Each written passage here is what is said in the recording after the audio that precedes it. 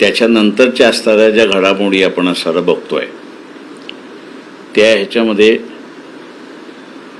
भारत सरकार जे आहे हे एकंदरीत सेल आउट केलं गेलेलं आहे. म्हणजे नुसतं आर्थिक दृष्टिकोनातून सेल आउट केलेलं नाही आहे, तर देशाची सार्वभौमसुद्धा विकल्या गेलेली आहे अशी असणारी परिस्थिती आहे, घाण ठेवलेली आहे अशी असणारी परिस्थिती आहे. या पार्श्वभूमीवरती ते पत्र देण्यात आलं होतं आणि आजच्या असणाऱ्या या बैठकीला उपस्थिती जी आहे ती या ठिकाणी आपल्याला सांगण्यात आलेली आहे.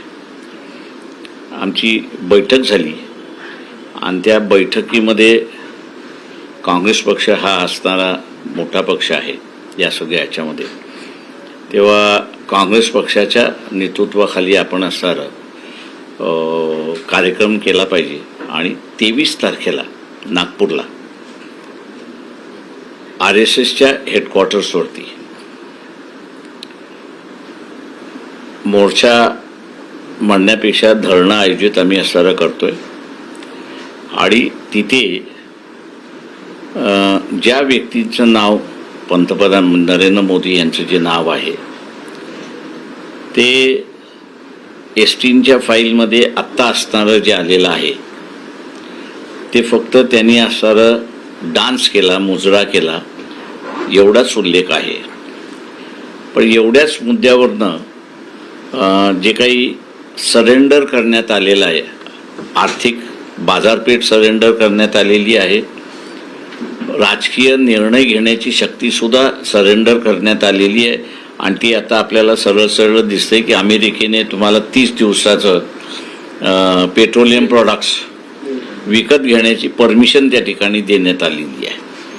तेव्हा इथनं तुम्ही प्राईम मिनिस्टर कसं त्या ठिकाणी ठेवताय की जो ब्लॅकमेलिंग होतोय, अशा ब्लॅकमेलिंग होणाऱ्या प्राईम मिनिस्टरला तुम्ही असणारं कसं मानताय, कसं ठेवताय याचा तुम्ही असणारा खुलासा करा.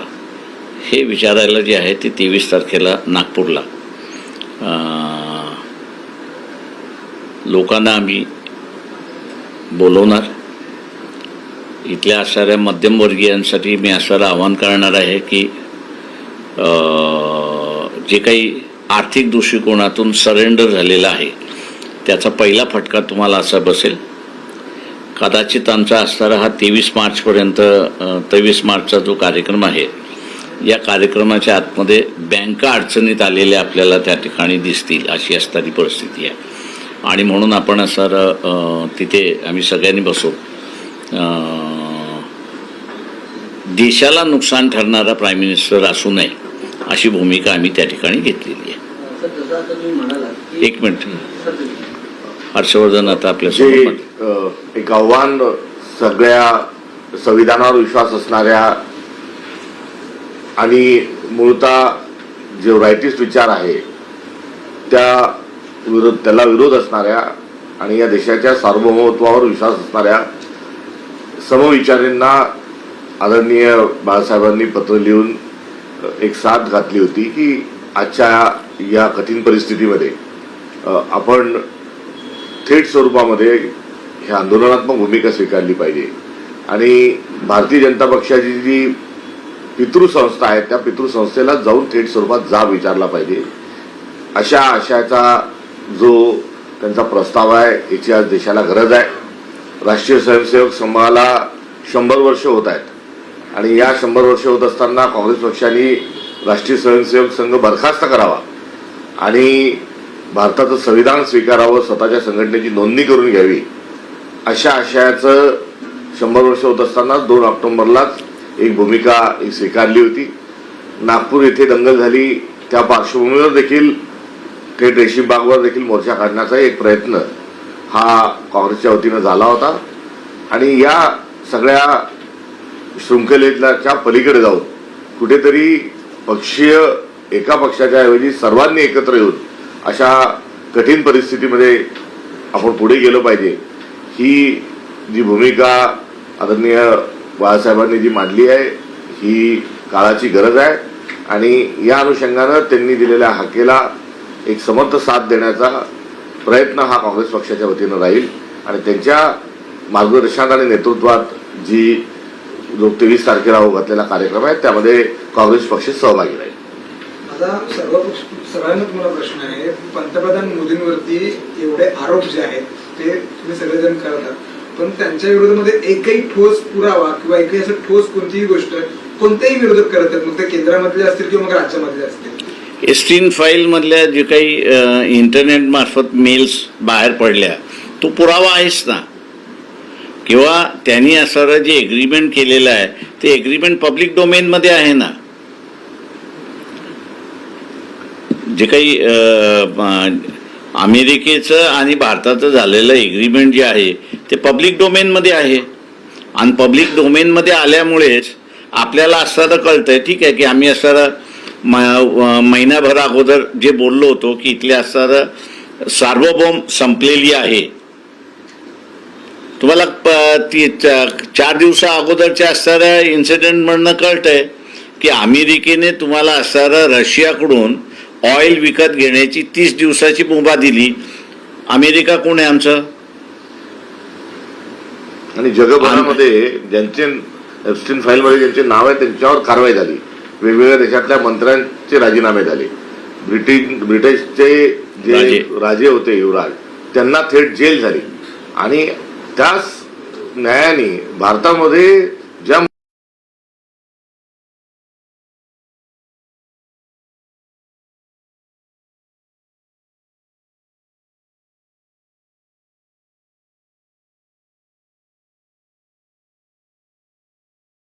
की अमेरिकेचा इंटरेस्ट लक्षात घेऊन भारताचं धोरण त्या ठिकाणी आखल्या जाईल.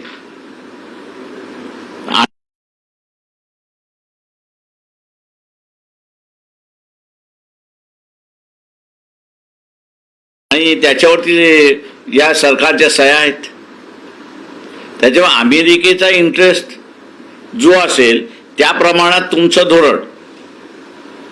आता याच्यामध्ये आपल्याला असं दिसत होतं की रशियाकडून आपल्याला असं स्वस्त तेल मिळत होतं, ते बंद केलं आणि महागडं तेल घ्यायला आपल्याला लावलं.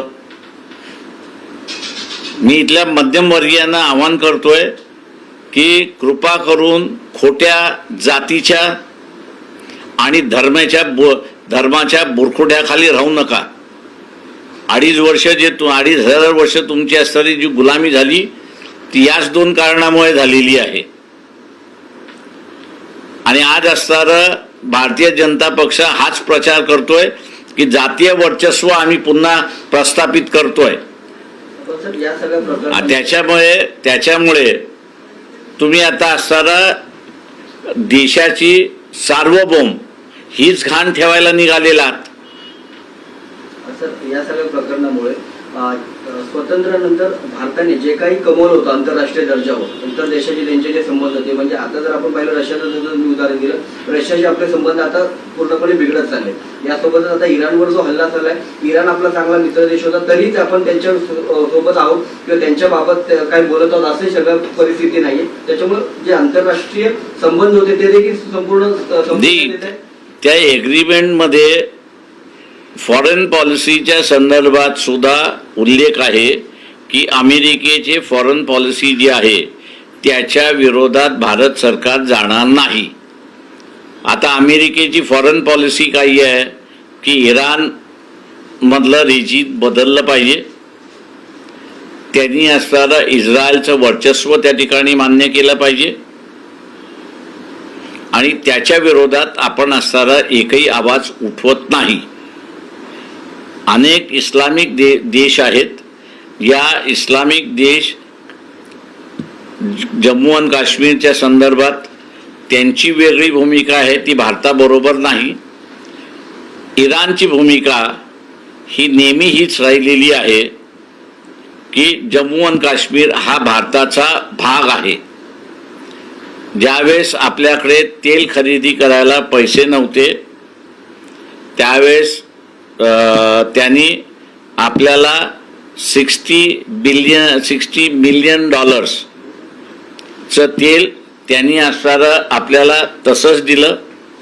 6 महिन्यानंतर आपण ज्यावेळेस पैसे ते परत करायला गेलो त्यावेळेस त्यांनी असणारं घेतले नाहीत, ते म्हटले हे व्यापारामध्ये आपण असं कन्वर्ट करू.